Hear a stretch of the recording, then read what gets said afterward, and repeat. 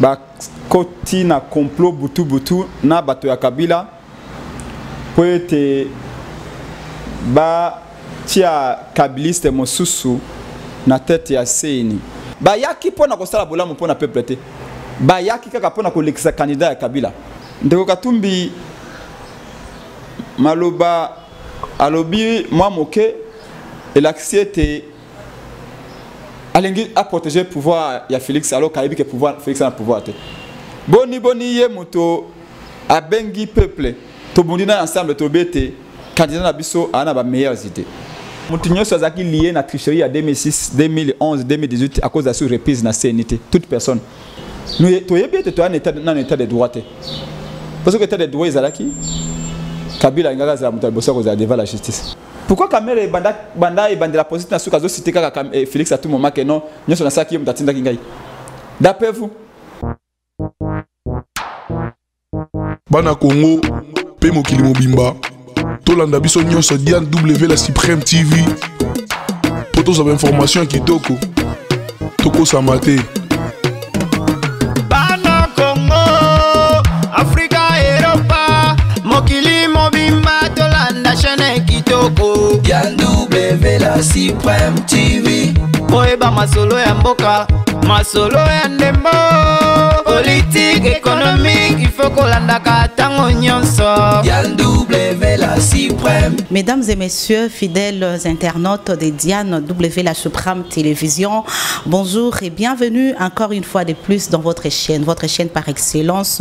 Vous nous suivez dès partout, vous nous suivez depuis l'Angola, depuis l'Asie, depuis l'Europe. Merci et de nous préserver ou bien de nous donner toujours votre attention et à partager, à liker nos vidéos. Ça nous fera un grand plaisir. Mesdames et messieurs, tous ces derniers temps, je suis en train de lancer un message de détresse parce que là, j'ai été victime de piratage. Vous savez comment est-ce que ça se passe sur les réseaux sociaux. Les personnes méchantes nous ont piraté la chaîne. Bien qu'ils ont piraté la chaîne, mais ils n'ont pas piraté notre savoir-faire, notre intelligence. Voilà pourquoi on est là encore une fois de plus devant vous pour une fois de plus vous demander de vous abonner. Si vous étiez déjà abonné de Diane W la Supreme Télévision, réabonnez-vous à notre chaîne, ça nous fera un grand plaisir et ça sera une expression d'encouragement, de nous permettre encore d'entrer dans vos maisons sans pourtant toquer. Mesdames et messieurs, puisque vous le savez, ça bouge de partout à Kinshasa, sur toute l'étendue de la RDC, il y a des bruits. Qu'est-ce qui se passe? C'est la politique congolaise. Raison pour laquelle nous avons choisi de recevoir pour vous un politique. Avec lui, nous allons essayer un peu de brosser sur l'actualité politique, la réforme de la CENI. Nous allons parler de ce qui se passe à l'Assemblée nationale depuis un bout de temps. On ne comprend pas qu'est-ce qui se passe à cet hémicycle de l'Assemblée nationale. Nous allons parler de la condamnation de Vital Kamerhe, loi Kanini Nikingi. Nous allons essayer un peu de parler sur l'actualité politique. Sur ce, nous allons recevoir pour vous Prince Epenge, il est communicateur de la Mouka. Vous savez que tous ces derniers temps, il est sollicité par la presse parce qu'il parle bien. Prince Epenge, bonjour. Bonjour madame. Comment vous allez? Très bien. La Mouka va bien? La Mouka, c'est le peuple, le peuple est au front, la Mouka est au front, la lutte continue. La lutte continue. En tout cas, nous allons parler de la Mouka tout à l'heure, mais d'abord, nous allons parler de l'actualité politique. Lobby Bayamba Kibino na Bécholé par rapport à réforme et à CENI. Qu'est-ce qui est autour de la table na réunion Nabino? Lobby Bisso, communicateur et la Mouka. Président parti politique Tokendeki comme on a Bécholé, secrétaire exécutif à CENCO, conférence nationale épiscopale, pour informer Kanda au peuple azalina yango, rage, révolte, et indignation à peuple nabiso. Tango ayoka ki ete banganga ya nzambe o batiela ka motema basali messe noire bakoti na complot butu na bato ya Kabila pour être ba tia kabiliste mosusu na tête ya CENI. Mais c'est la bécho les baki biso malamu. Ça réunion moko ya plus de 1 heure. Oh nyoso to yaki naona motema to sanzelie yango. Lokola bilenge ya Congo, lokola présent pe avenir ya mboka oyo to yebisi ye yambala oyo oyekoya eya. Soki bino ba nzambe bozui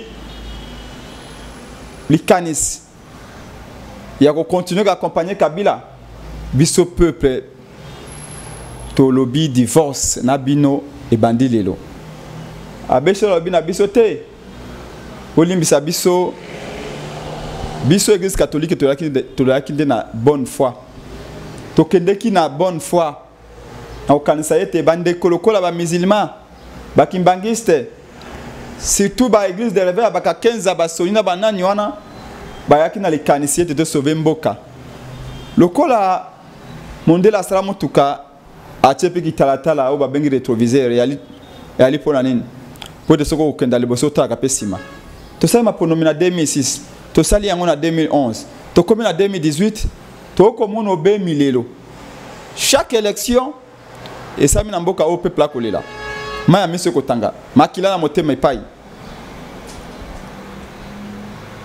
Comment expliquer que à chaque élection peuple na biso allait diviser ba tribu à Congo et allait diviser zali ko s'entretuer élection sengele yande ko tia kimia élection sengende ya ko faire triompher la vérité et allait facile ya ko sala au peuple alingi après c'est penge boni mapono minyoso esu grâce na buluyeki yango bango ba catholique wana maloba abeshole bazwa ki décision ya ko se retirer na katali sanga yiwana. Ils ont compris que basoni ka futa ba albeka kenza ba Cheikh Abdallah ba yaki pona ko sala bolamu pona peuple te ba yaki kaka pona ko lekisa candidat ya Kabila malonda yiwana tout robina ye to tondi bino botondi to pesi merci na église catholique to pesi merci na SCC pona courage bozui po ba lobi les imbéciles ne changent pas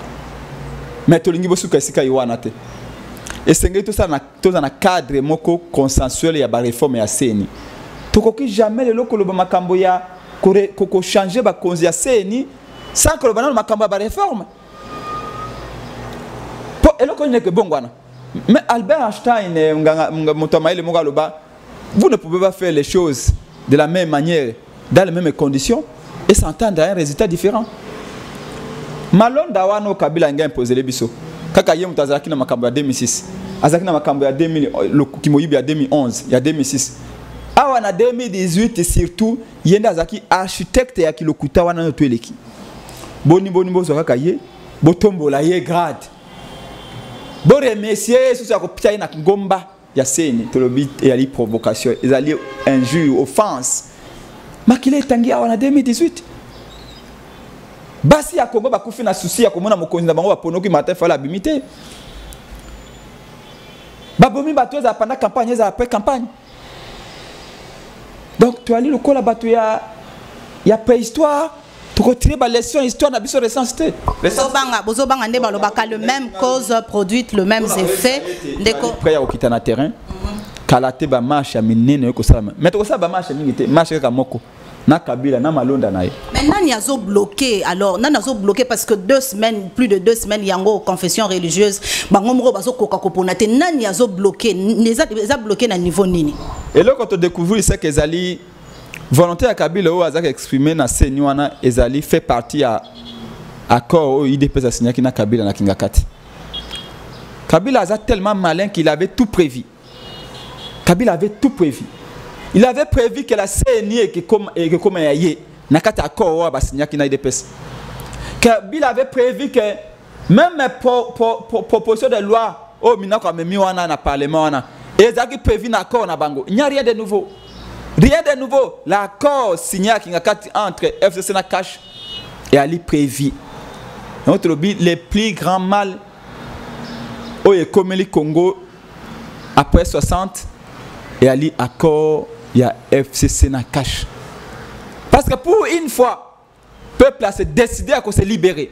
Il y a que les bandes Kabila na antivaleur na système na mais IDPS na Félix Baye balobi non ba pesi Kabila babeki.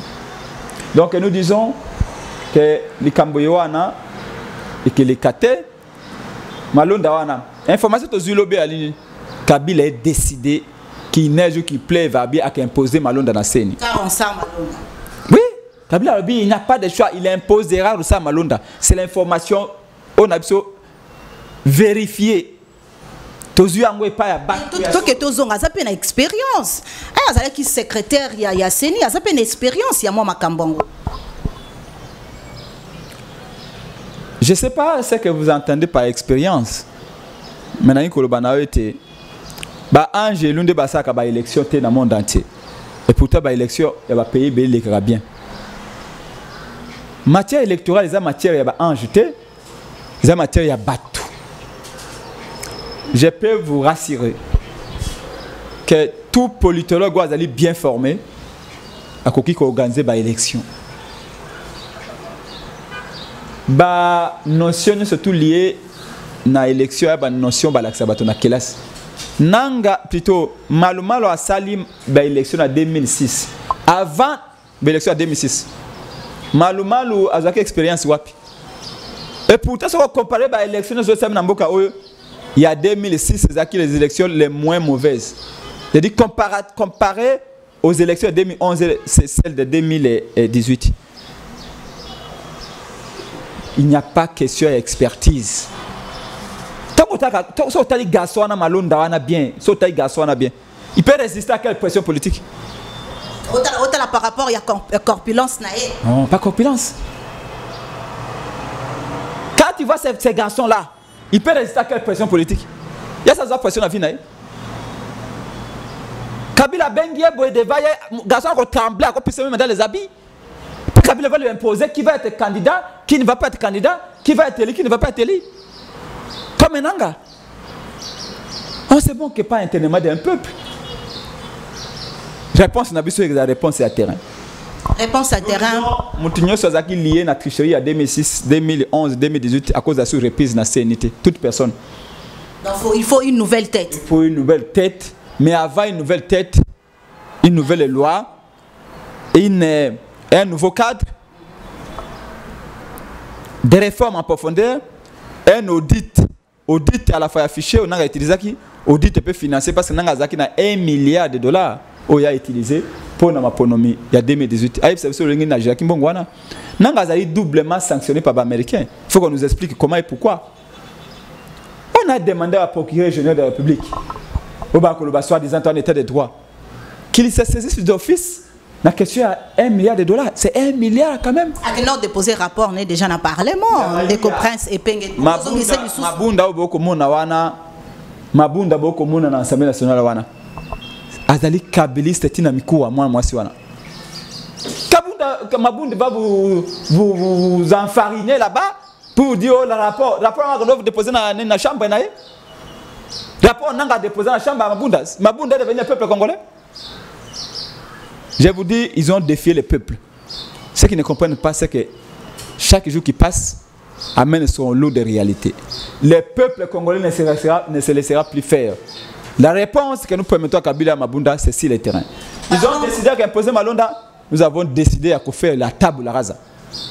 Voilà, Prince Pengue, parlant de la saga judiciaire, saga parlementaire, où ils allaient koleka l'Assemblée nationale, Pitopale, Mbutu. Avant c'était Janine Mabunda, Jean-Marc Kabound. Après, Janine Mabunda, Zolo, la République des juges. Et après, bloqué, entrer dans le Parlement et pas député.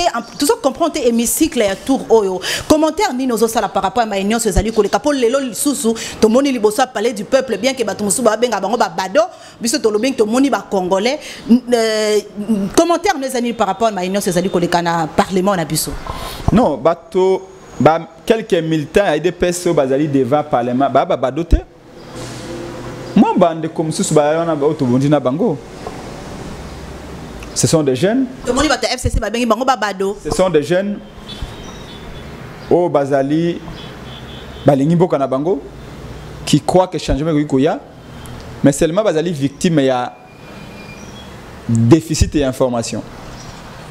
C'est que même au Minako a sali wana ezali prévu na accord ya Kinga 4. Félix a signé un accord avec Kabila. Et là on a suggéré na ba 200 motos et des personnes na moni liboso iwana. Parce que ba teli bango carburant na essai ya des personnes ba personnes ba moto ba yeti awa. C'est que bino pe ndenge bo sali soko lobi bongo c'est que bino pe to moni communiquer na bino la muka ya bino pe susu bozali motivé. Non, et là on a rien que préciser dali que bango 400 députés 200 militaires de personnes ba na ba moto wana bazali victime ya déficit d'information. Bazali au Kabila wana ezali fait partie na oyo Kabila salaki. Rendez-vous lui donner du recevoir entre Félix et Kabila. Ça quatre accords. Oh. Je vous dis accord wana Kinga 4 nde ba militaire de PS ba senga na no Félix Yango. Ayeb sabango qu'est-ce qui a été dit dans l'accord? L'accord ezalaki tapis rouge bozui. Le reste c'est Kabila. Et Kabila va gérer comme bon lui semble. Non, pour dire que Félix va promulguer. Mais s'il ne promulgue pas, dans 30 jours, la loi entre en vigueur.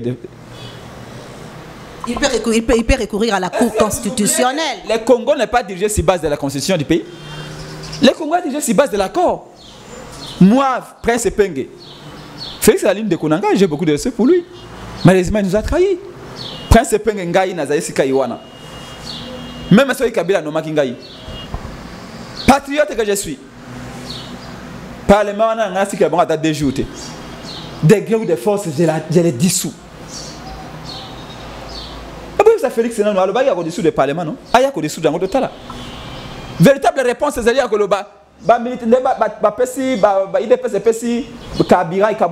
na 200 motards. Non, c'est pas ça la réponse. Parce que il y a qui non? Mukoloba Chassaki Kabundi. Abîmer la fenêtre de l'Assemblée nationale. Il y a qui peut non? Baza qui réponse ne? Bayande Félix Alobi na bango bozo manandako. Je suis le chef de l'État. Nazubi qui rouge pour mettre qui bango na poto. Je signe dissolution à partir d'aujourd'hui à l'Assemblée nationale. Il y a parlement. Peut-être là. Pourquoi il ne le fait pas? Pourquoi mettre le président en épreuve mais je vous le dis, Olobi Bazali président, non, nous on ne le reconnaît pas aux gens de la Mouka. Non, peut-être qu'on ne reconnaît pas Félix comme président. Je le reconnais, respecte comme mon grand frère, Otobundi Naye. À dissoudre, Nzela Mkouse Yangote, Nzela Mkouse Mopa Waloba. Nzela Mkouse Yali, donc on a pression, Nzela Mkouse Yali, que Félix prenne son courage, qu'il nous dise vraiment comme il a dit. Tant que tu es un jeune Africain, je suis le seul patron au Congo. Oui, le seul patron. Prends ton stylo rouge. Essaie de dissoudre ce parlement-là. Parce que si on dissout le parlement, na Mabunda, na Minaku, na Kabila, tout le monde est là. Ne café là. Mais il ne le fera pas. Il ne le fera pas. C'est pourquoi les militants sont victimes de déficit d'information. Na likolo kuna na IDPS, na Félix, na Kabuya, na Kabund, bazako baza en harmonie na Kabila. Mais na sekuna ba isiba milita bokendi. Bosaka ba trouble wana, bosaka ba biloko wana. C'est très hypocrite. Mascarade. Donc ba milita wana bazali ba bandité, ce sont nos jeunes frères, on a beaucoup de respect pour eux. Il y croit au changement, malheureusement le changement n'est pas arrivé, mais ba kenende ko senga bango ba kozina bango IDPS. Bo tolingi pe enfin bo l'acceptation accord. C'est wana de ba ko kamwa. De comprendre ces pengues. En tout cas, le loba tubaka moi comme on a communication conjointe il y a la Mouka, tout le monde signature à Jean-Pierre Bemba, tout le monde signature à Moïse Katumbi, il y a Martin Fayoulou, tout le monde en tout cas signature il y a la Mouka, ils ont communiqué conjoint il y a la Mouka. Alors que la Mouka Toyoka qui lisango boloba qui présidium o ezali tournante et boroye ba lelo eza ya mutugingandi lobe mutugingandi makambongo boni rokeni pour te bele baba qui la Mouka kufinango. Et c'est quoi pour la makambo ka je vous confirme ces communiqués là, communiqué à Bakulutu Nabiso et à la Mouka. La vérité c'est que tout le monde moko mingité na kati la Mouka. Yana bamsuso balingi ba rejoindre Félix. Mais biso na kana biso tendance Nabiso yali la lutte doit se poursuivre. On ne peut pas couper la Chine ou les Chines. On ne peut pas baisser la culotte face au dictat de Kabila. Biso to sali communiqué wana Pour na koloba na bata Kabila bokeba. Ya bino pesa mascarade. Bo pelisi. Ekozix sabino moko. Et puis c'est la mascarade te. Bozo yo kanate, ndeko presse penge to kene tozonga loba bo solo bato bazali kolanda biso, bozali contre Moïse Katumbi na lamuka. Moïse Katumbi apparemment bino bo mona lokola aza na bino elongote. Ozoloba ke bino eza mascarade, Likambo ya kozala contre Moïse Katumbi ya lité. Dites-moi une seule raison pour nous la contre Moïse Katumbi. Une seule raison. Oyo yebi. Omoni sikawa. Osangi malobate. Nazangi malobate pour metuneze ngai malobeze yo. Parce que na lobby na répondre to landa to landio plusieurs fois na ba émission. Ozoloba ke ndeko Moïse Katumbi akomi ko soutenir. To akomi ko mona ye lokolo moko na kati moko libanda pemeni ya. Sika yangwana te. Na lobete bakoko balobete soko moni ndoki salane belela te. Ndeko Katumbi maloba alobi moi moke et l'axiété alingi a protéger le pouvoir ya Félix alors kaibi que pouvoir Félix a pouvoir te boni ye moto a bengi peuple to bundina ensemble to bete candidat na biso ana ba meilleures idées pe ayebi ete candidat na biso ya lamuka ataki mongete na monyama ya Félix pe a Shadari eza Shadari eza Félix bakwa ki makale kale na pona ma 2018 peuple à 70% bana sima la muka bana sima candidat na bango boni kaka yo général d'armée au même équipe na on a front armée on a front tant mundu lisata liboso beti yo lingo kima pour être Kabila obligé peuple à de la genou yes ko chef ya troupe moko chef ya troupe au Katumbi ali muta liboso ko déserter yakoloba ah Kabila sa chebso choboto tika marqué ka bi ten mobala solo à résister Kabila sali biso braquage électoral te le ekesuka awate bokozune bitumba bolobi to kanga manaka ndana biso alongi maponomi to kenda tina suka yango to lobaki kulutu okei libanda peuple ali d'accord te biso to ali ba communicateur la mukate ta mi connaissance na ba cité na ba quartier peuple ali bité boyebisa Katumbi nzela ke biso to d'accord te tango to yebisi to ali contre ye. Dernière fois bosalaki na bata FCC to yebi comprendre na bino na cash mais au moment opportun tango toko bega peuple na biso na kuitana nzela soulèvement populaire mais yo kesika ba tia peuple na boloko aussi au tribunal ba samsa peuple ne ko le pouvoir mukola kolinga ko sila na moto nyaso asila na bango yo moni na Mali président Mali a outi ko la réélu même pas une année mais quand le peuple a pona qui a réélu quand le peuple a décidé on doit mettre fin à ton pouvoir ba comme ko benga CEDEAO au secours CEDEAO ya ka se vendre sabiso ba kena parlement na bango te qu'est-ce que nous pouvons faire ce parlement là n'est pas légitime n'est pas représentatif et aspiration à peuple. Ce parlement-là doit partir. C'est pourquoi je vous dis que si Félix avait le pouvoir, il aurait déjà effacé cette fabrication artificielle à Kabila ou Bokomona. Posez la karma pour Namia 2023, Ndeko Prince Penge. Natuno motuna moko par rapport à la Mouka, tout le monde qui, en 2018, Nenge ba soutenir qui président commun, Martin Fayoulou, dans l'élection présidentielle. Est-ce que, en 2023, vous êtes capable de soutenir ceux qui vous vendent Moïse Katumbi comme candidat commun, vous soutenir Yebino Bata SID en particulier. Martin Fayoulou. Tout d'abord, Martin Fayoulou Bazalakate. SID donc. Oui, mais Martin Fayoulou Bazalakate. Les alindés Batu Oyo Bakubunda Pona peuple. Oyo apesa confiance na Martin Fayoulou. Na mikolo mileka ki na mboka na biso to yaki na Lumumba. To yaki na Papa Etienne Tshisekedi. To yaki na Moïse Kabila. On peut pas passer confiance. Le peuple a pose confiance dans l'unanimité à Martin Fayulu. Qui est aux États-Unis avant d'inaïe, à occupé sous peuple, à décevoir la population. Confiance dans Jean-Pierre Bemba. Ne voyez pas la personne de Martin Fayulu, mais voyez le peuple qui est derrière lui. Parce qu'il n'est que le porte-étendard de la volonté du peuple. Mais il doit servir d'exemple, il doit mener sa lutte jusqu'à la fin. Des pensées en 2023. Tout d'abord, ils ont insulté à Kolobanabatou 2023. Qu'est-ce qui va changer en 2023? Dites-moi, qu'est-ce qui va changer? Vous là, qu'est-ce qui va changer? Qu'est-ce qui t'a dit que votre nayo en 2023 va respecter? Parce qu'en 2018, déjà va respecter. Vous croire non à Angoté? Non, mais comment quoi en 2023 alors que dès contentieux à 2018, tu liquides Angoté? Maman, yo, Mobalo a trompé 20 fois. Ce qui n'a pas quoi, c'est une fête. Vous pouvez faire confiance. Donc pour dire que vous n'allez pas aller aux élections, hein? Il n'y a pas d'élection en 2023. Ce qui n'a pas de contentieux à 2018. Un mécanisme, tout va moyen pour utiliser. Mais je vous dis que le peuple va imposer sa loi. Je vous dis que le peuple n'a pas renoncé à ce combat. Ce pouvoir illégitime, le peuple ne l'acceptera pas. Tenez-vous à ce que je vous dis.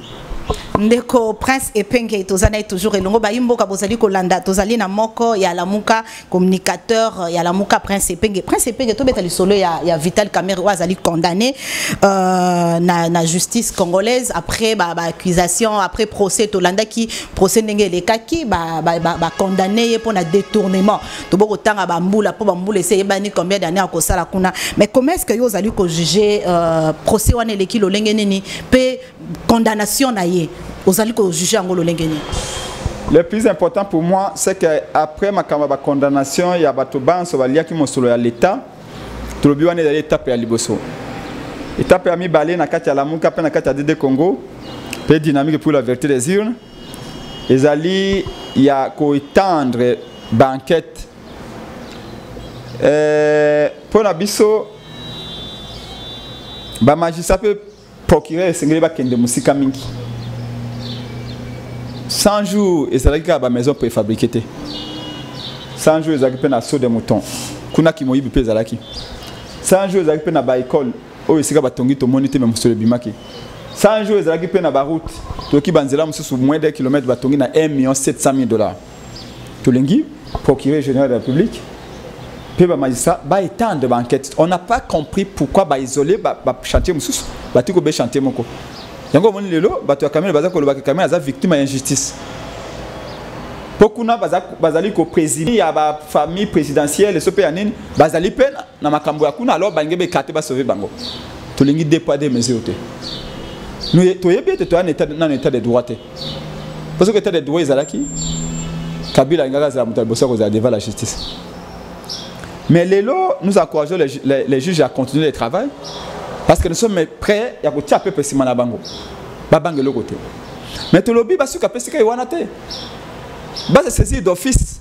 Bas saisir d'office dans les Cambodge 200 millions. Il y a Jekami no batanga combo et Albert Yuma. Bas saisir d'office. Na les Cambodge 1 milliard de dollars au engagé qui n'a pas il y a 2006. 2018. C'est extrêmement important. Pour le reste, nous disons aussi que M. Félix Tshisekedi, il n'est pas accusé. Félix n'est pas accusé. Mais quoi qu'on dise, quoi qu'on imagine, quoi qu'on peut nous expliquer, 100 jours, ils ont programme naïe. Cabinet, ils ont linda kunaïe. Voyez, qu'est-ce qui s'est passé? Devant le peuple ou devant les juges, Félix doit nous donner sa version des faits. Mais comment vous pouvez inviter un président de la République en fonction devant les juges?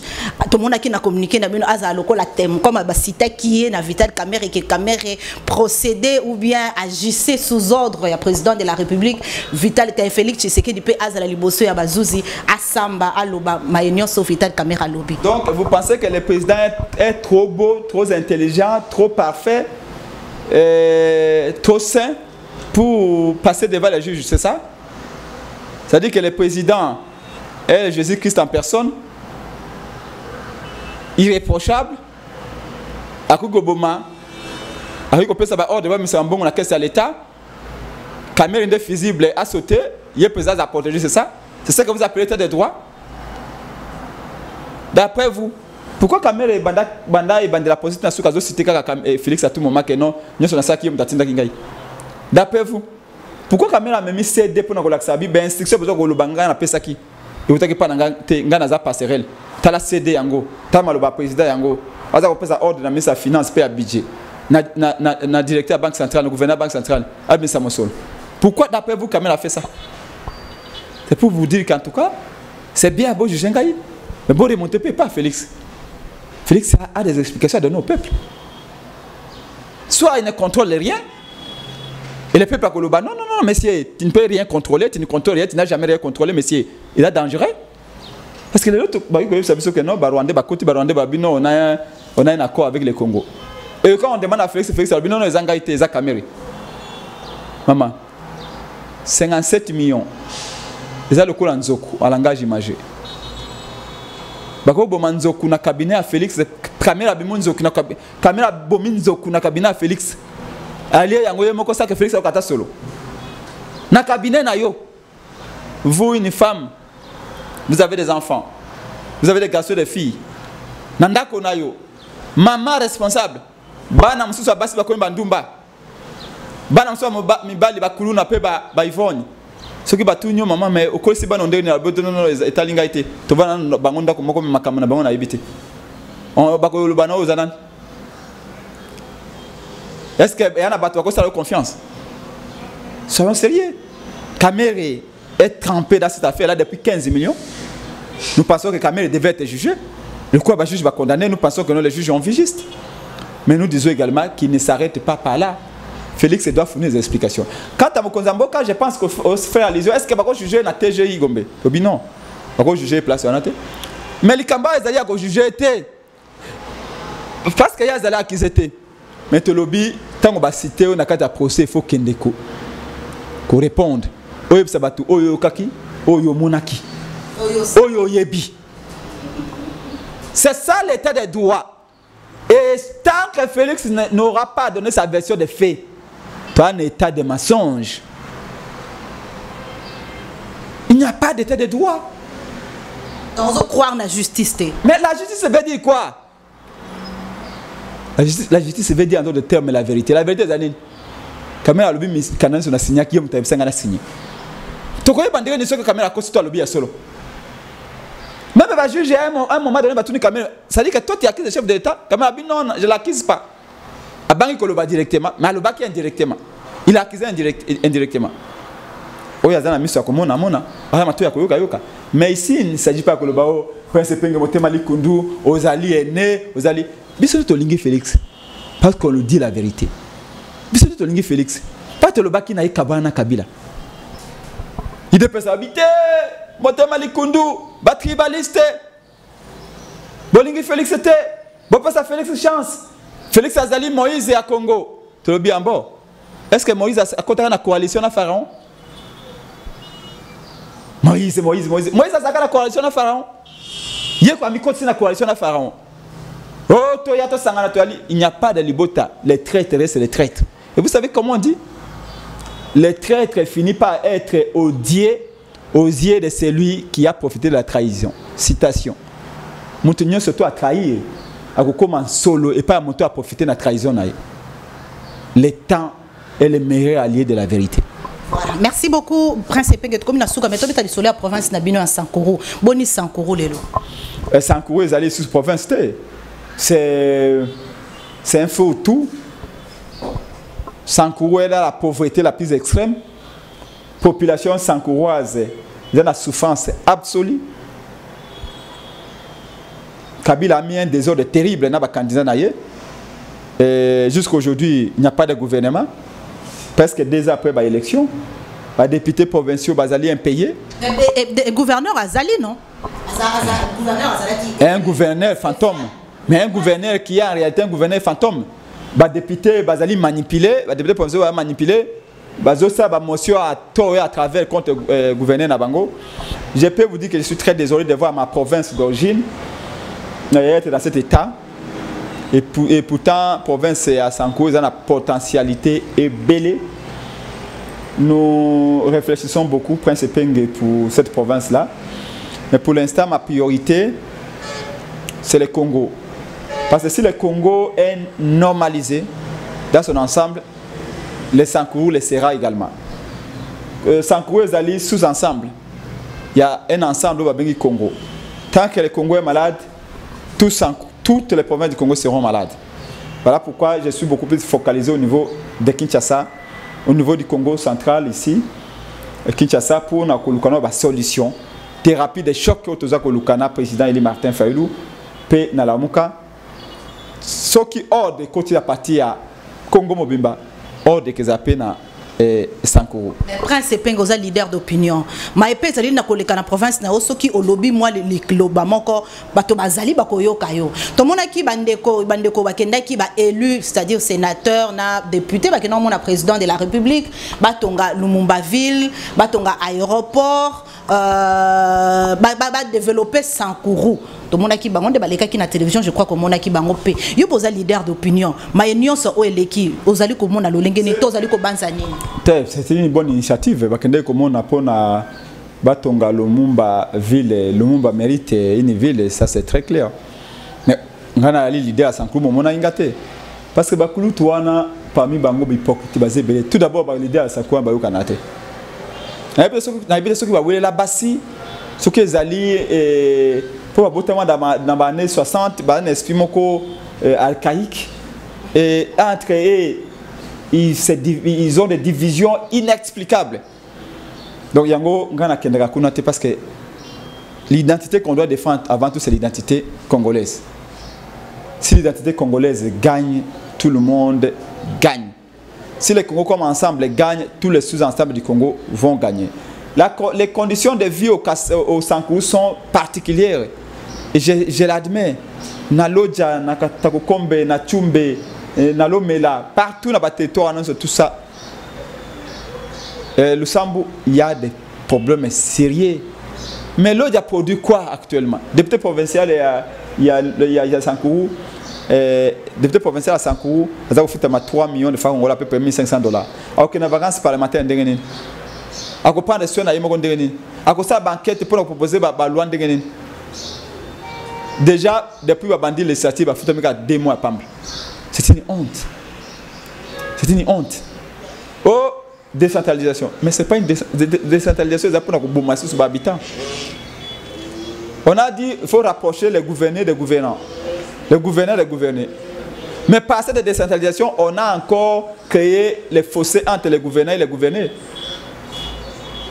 Donc, encore une fois, je vous dis, le développement à la base qui a été le credo de la décentralisation, en réalité, a amené dans une espèce de promotion de la pauvreté à la base. Il faut repenser la décentralisation, il faut repenser la question de la viabilité même des provinces. Dans l'Assemblée provinciale, il y a un député qui est quitté. Je vous dis, quand je vais, depuis que j'ai quitté l'Odja, je ne suis jamais rentré. Mais quand je vois mes sœurs... Oui, je suis... Ce que la province Nangaï était... Mais je suis choqué quand je vois les conditions de vie dans la province Nangaï. L'Odja de Botingaï, l'Odja de Kolisingaï, Nakobo et Mabele Nangaï. Pour mon père, Zamba wana na otikilango. Wana Zamba pense penge. Pourquoi pas soutenir moto oyo baponaki. Tout le monde qui tractation pendant les élections, nani Stéphane Mukumadi na Lambert Mende.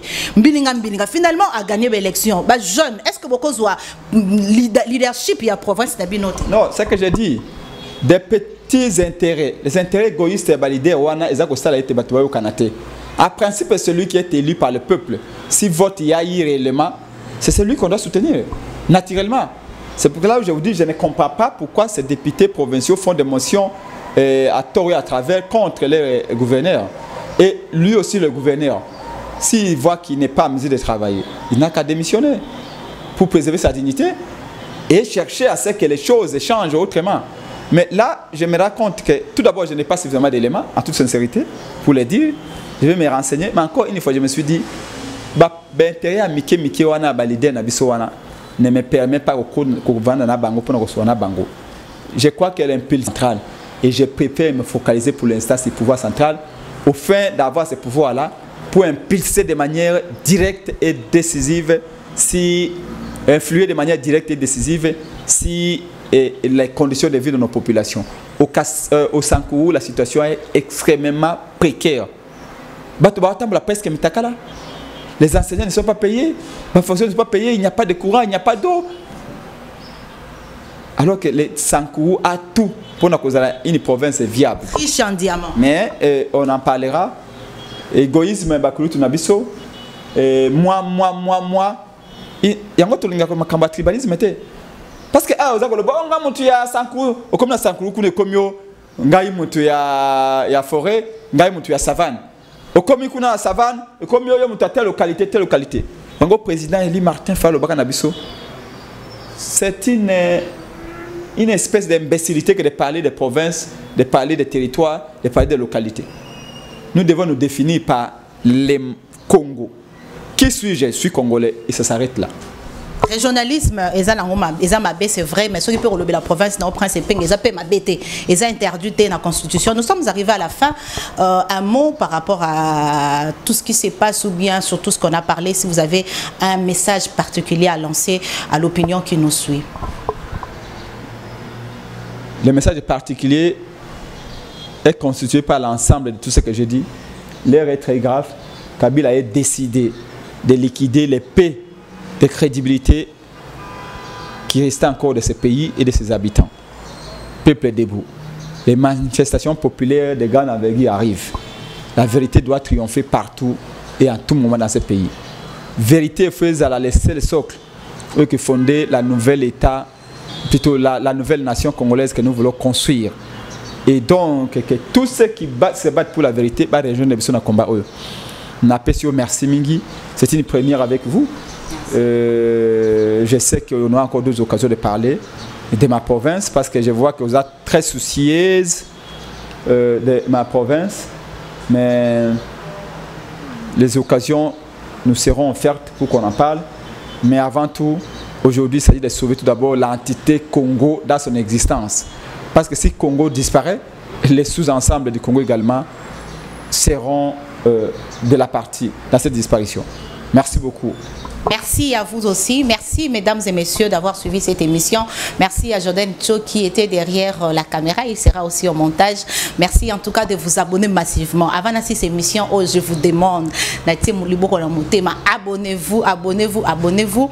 Poste bon Matissa Moussala ou Ekende Liboso. Ce que vous allez qui peut abonner, vous zappez tala soki ozaka na kati. Soki se obabimi saki opa ba malfra wala ba miyibi oba yibinga chaîne zonga se réabonner et que ça la biso bien makasi parce que mosala na biso nde yango yako pesa bine information pe information ezali droit na bine singeli bozwa kango tango nyonso. Merci beaucoup, c'était un grand plaisir mesdames et messieurs, restez branchés sur Diane W la Suprême Télévision. Au revoir.